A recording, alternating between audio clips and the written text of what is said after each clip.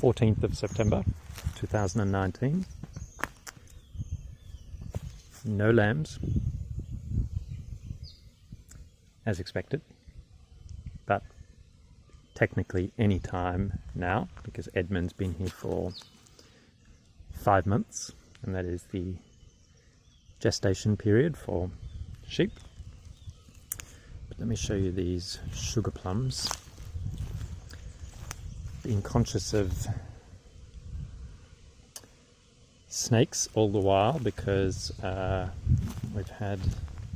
it's reasonably warm today. It's high teens Celsius, and snakes will be waking up and thirsty and hungry and romantically inclined, so I don't really want to encounter one, particularly now. But I'm happy to brave the long grass to get a glimpse of these blossoms on these sugar plums, which is a European. You can hear the bees. So I have another video from this time last year, pretty much, of these trees in spectacular blossom, probably even fuller than they appear now. But I didn't know what they were at the time. It wasn't until a good few weeks later that I saw them fruit and realized they were a plum tree.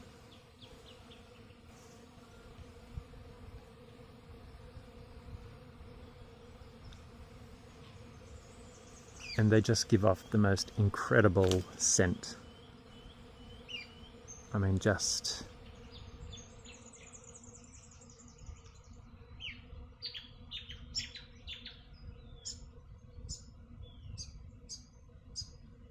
it's my camera that keeps going out of focus there.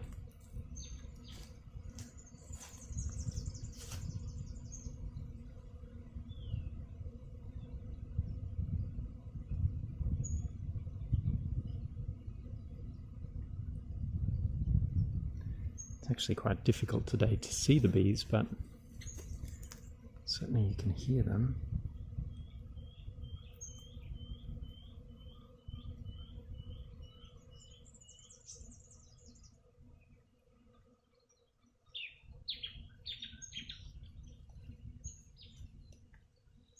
And the scent is just incredible.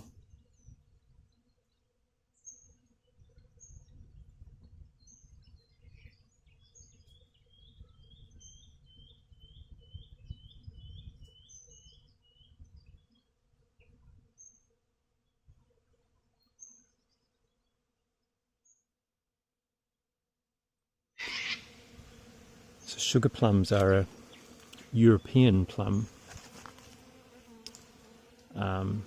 as opposed to a Japanese plum, which I have, which I'll show you in a moment.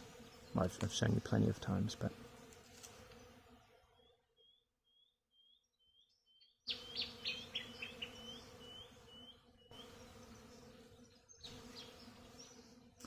and they blossom they blossom at the same time,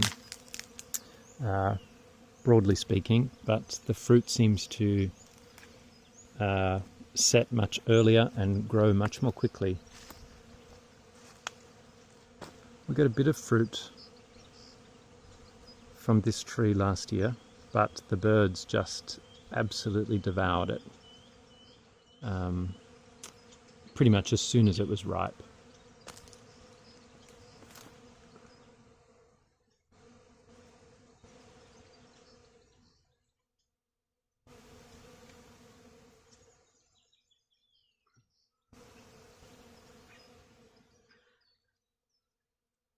I hope you can hear those bees.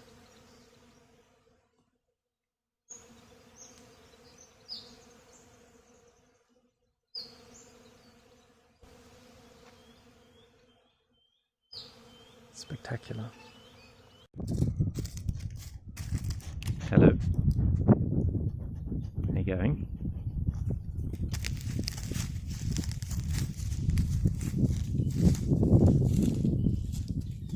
Hi, Edmund. You okay? It's very bold. Very bold.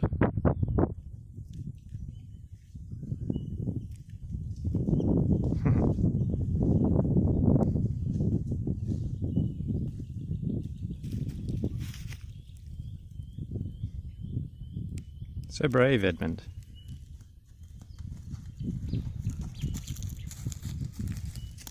Hello. Even you're being brave today.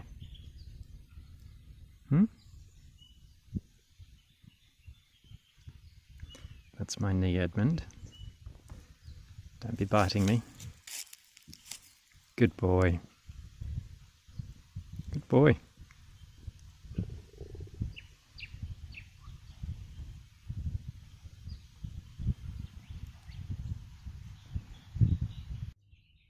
I was mentioning before about the different types of plums, and the sugar plums being a European variety, and the fact that the plums I had selected, mostly unknowingly at the time, are both Japanese variety plums. And there's a bee on here, which is very good. They have a similar blossom, perhaps not as nice as the sugar plum, certainly not as fragrant, but my understanding is a much better eating plum. Japanese plums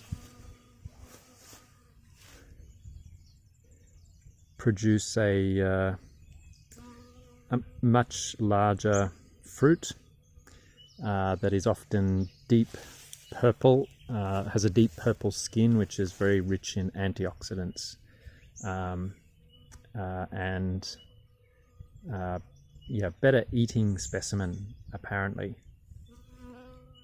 Ugh. And this particular tree has just grown so much last year. I mean, it just, wow, it grew incredibly. It's actually quite a lot of bees. So this is Santa Rosa, and its pollinator is another Japanese plum called Mariposa. And both are much smaller, didn't put on anywhere near as much growth. And actually, I don't recall picking any fruit off this last year, so and you can see it's mostly finished its blossom now. There are a few flowers down the bottom. But, and I understand that plums are one of the easiest fruits to grow. Particularly the Japanese plums, fairly disease resistant, and hardy, frost and drought tolerant. I wouldn't say drought tolerant, but they are relatively hardy compared to some other things which can be a bit more fragile. This is incredible. This is a peach. An Anzac peach.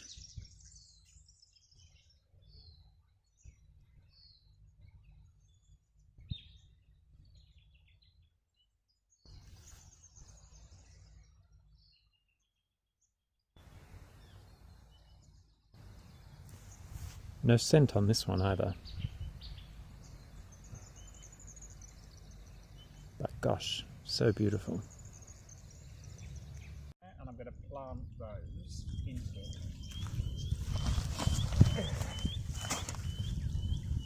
So explain what you've got. So, white lilies. So white lily, Leo. Then an oxygenating plant, which I'll leave there until it's grown a bit, and then put that into the deeper section. Mm-hmm. We have Then the medium zone, these are iris. So that might end up going into this section. That's beautiful, that section. I love that section there. That section's going to be for grasses and reeds, and I've got some. Hold on, I will go and get them. I've got to plant these in here. So I've got 2 of these. And they'll be evergreen. So I'm going to plant that actually in to this soil. Either side. The lady did say that iris are good either side of a waterfall, but they don't like being splashed. So I think where they are is probably a good idea, and I'll put some pebbles and leave them in the middle. Okay. Need to do something here. What? Because it can't be filled up anymore? Well, I want to hide this. So I might need some more rocks. This might end up being a bit rocky. That's a pebbly area.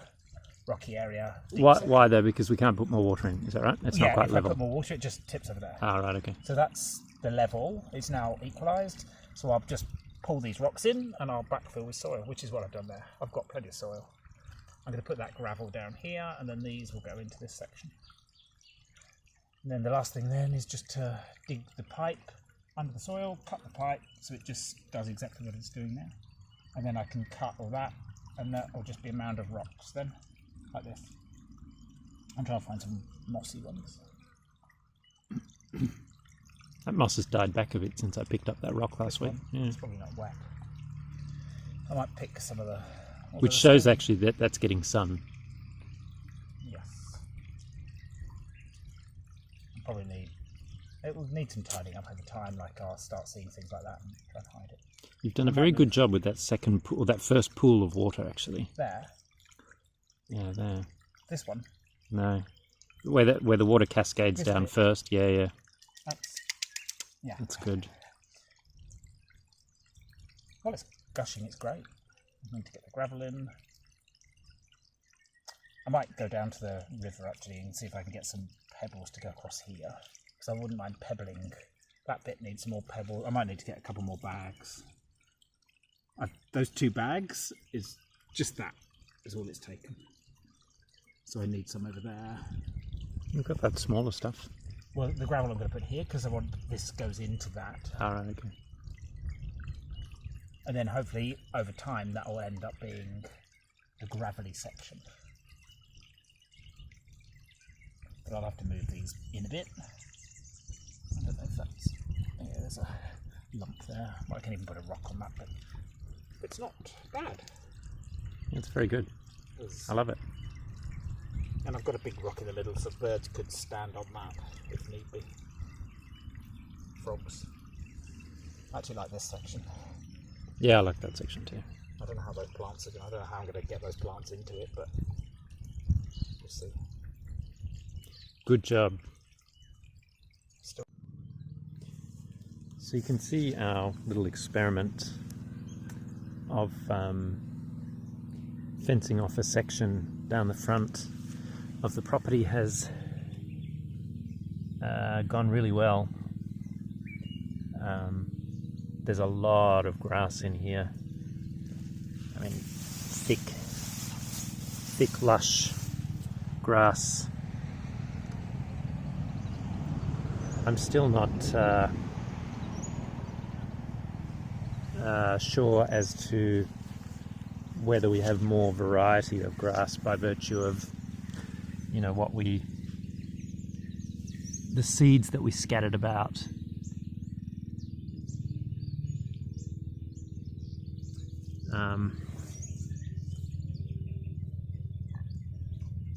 I don't think broadcasting them the way that we did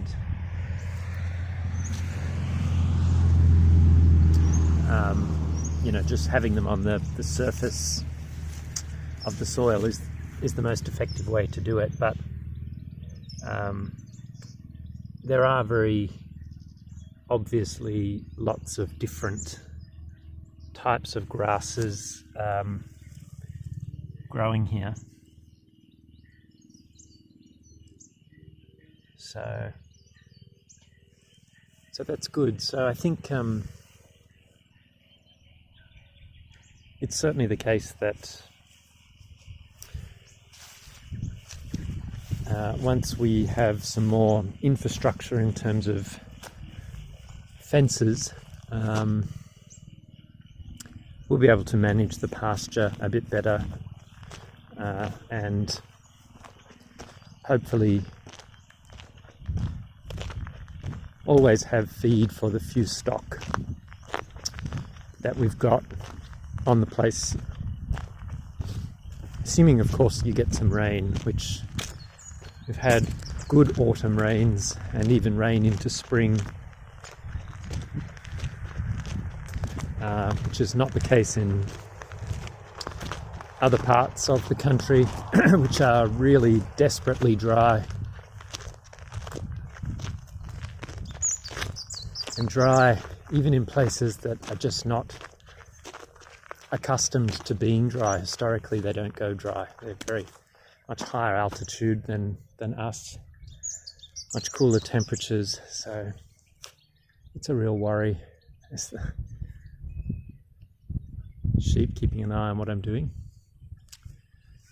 So on this side, I've said this plenty of times before, but there's about 3 acres on this side, and I think there's 3 or 4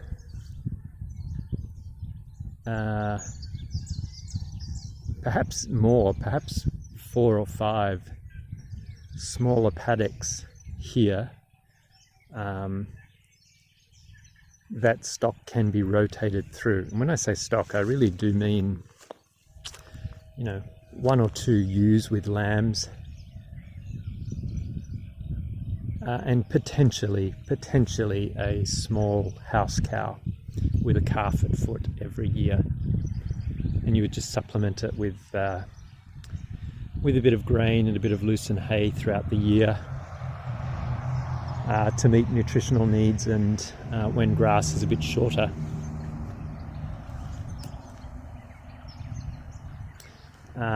But then you also still have the other areas that you can rely on. So down in the woodland area, you can be moving stock through that area to both manage the grasses in there.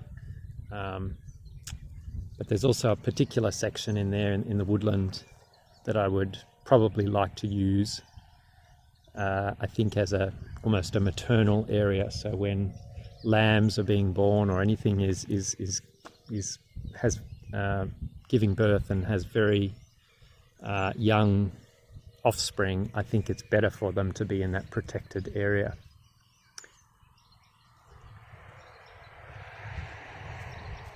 So it's not the case that the other areas, even if you look at this area down here, which runs sort of on this side of the driveway, so long as you have trees protected and plantings protected, then stock can easily spend a day in this area and graze the grass down. It's the plan anyway.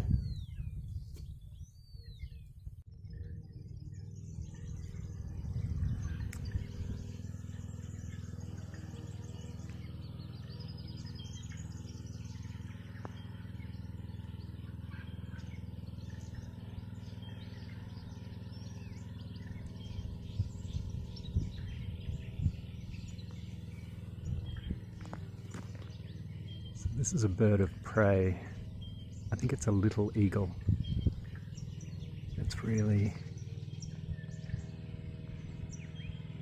just checking things out.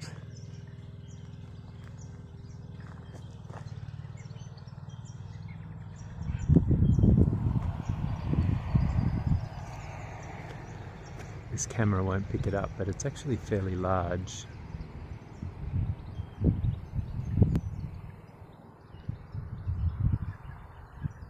I've lost it now.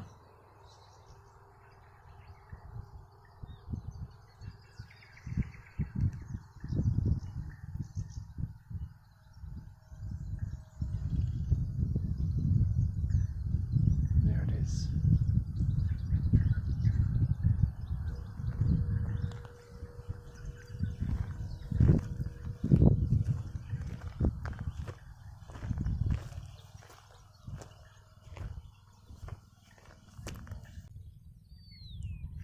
I think we're about, I reckon we're about 18 months away from building. Still not entirely settled on what we're building, but yeah, I think where we're at in sort of plans for the property and financially, and everything's sort of going to come together for a build early 2021.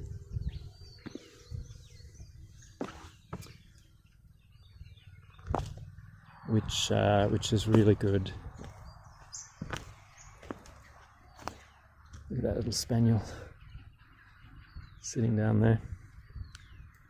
Noticed this tree before in blossom. I don't know what this tree is, but the bees were loving it.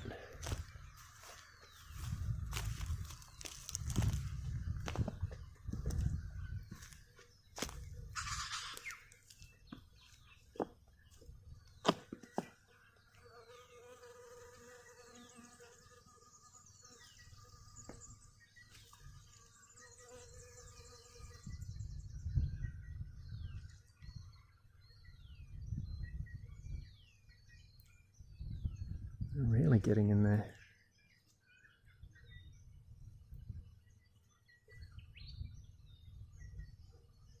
It doesn't have a scent. Watch me get bitten by a bee here.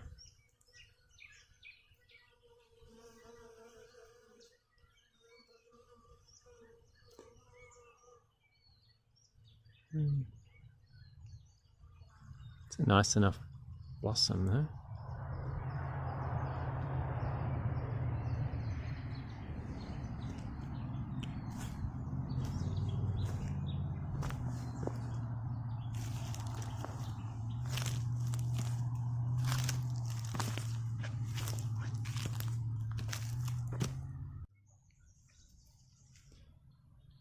So the jonquils, daffodils, are mostly coming to an end now. There's a few that are just opening, but mostly they're coming to an end. The paper white up the end are pretty much finished, and I've actually gone around and snipped all the dead flowers off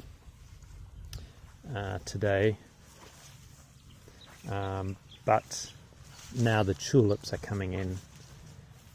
Not especially great tulips, really.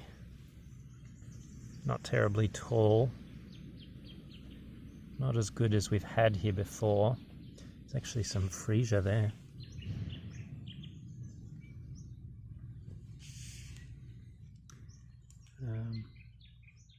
Still plenty of daffodils, but they're getting a bit older now.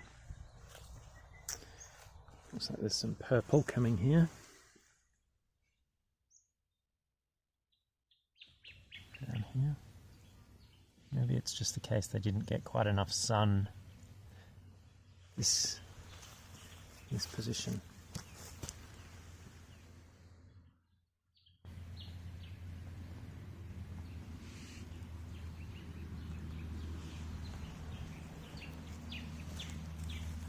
Little cherry trees starting to bud here.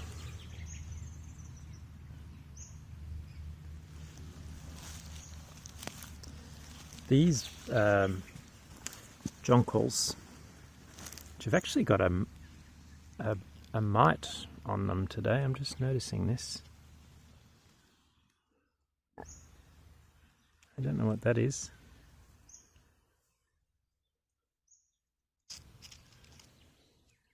Anyway, these are really beautiful. They must have come in a jonquil mix that I bought, because I don't remember specifically ordering them. I definitely didn't actually. Anyway, they're called My Story, I think, the variety, and apparently they're quite hardy, and they naturalize well, which is really good.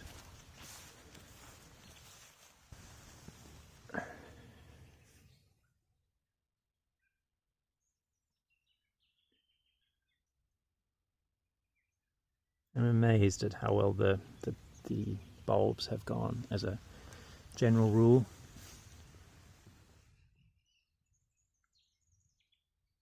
Although those little black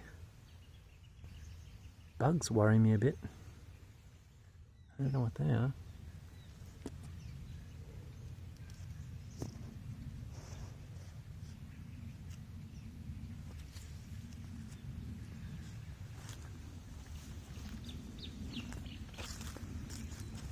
These are quite lovely as well.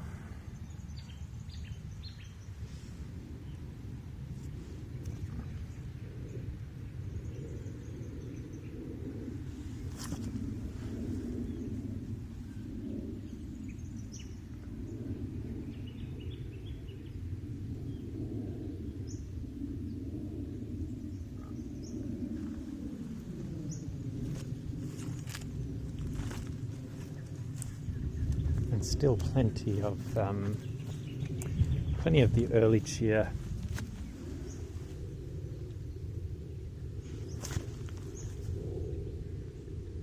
Just big heads of flowers, very fragrant.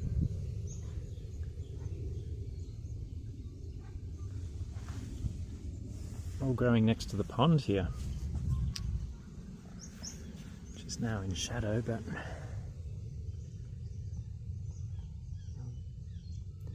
loving this pond.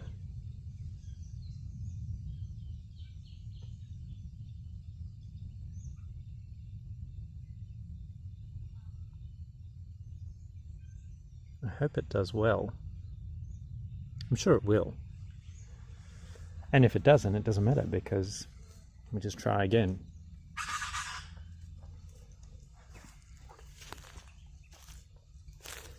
That's a beauty.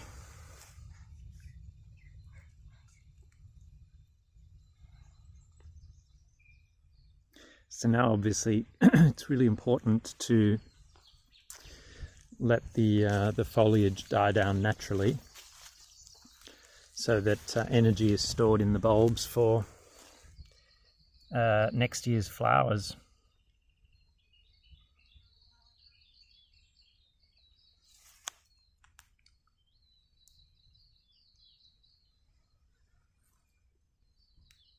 And not a great year for tulips, I have to say. Based on what I can see so far, that is.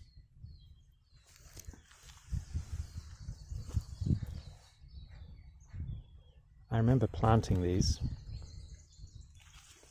I remember planting them all actually, but these ones in particular. These paper white, this row of tulips here, was when we were camping and I couldn't sleep, so I got up at 3 o'clock in the morning and came out under moonlight and did them. The ground was rock hard because it was March. It was about March, and I thought I must be crazy. You feel crazy at the time doing it. You think, this will never grow.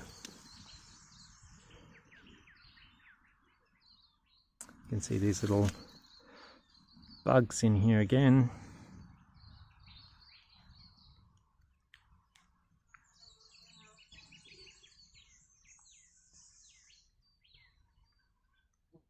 These smell great, these ones.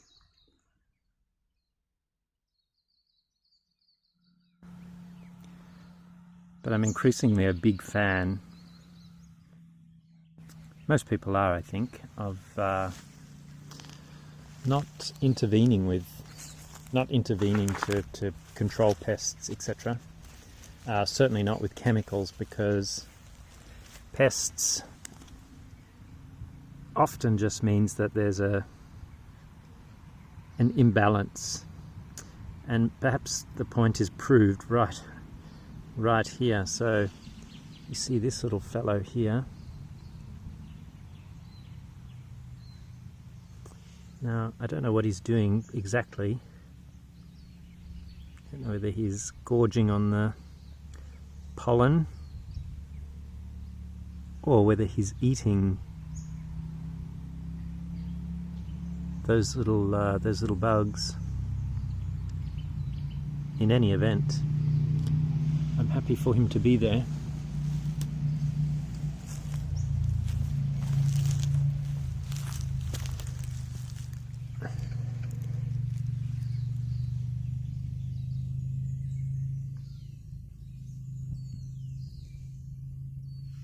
I'm sure so many people must be so bored by this, but I am endlessly fascinated by it.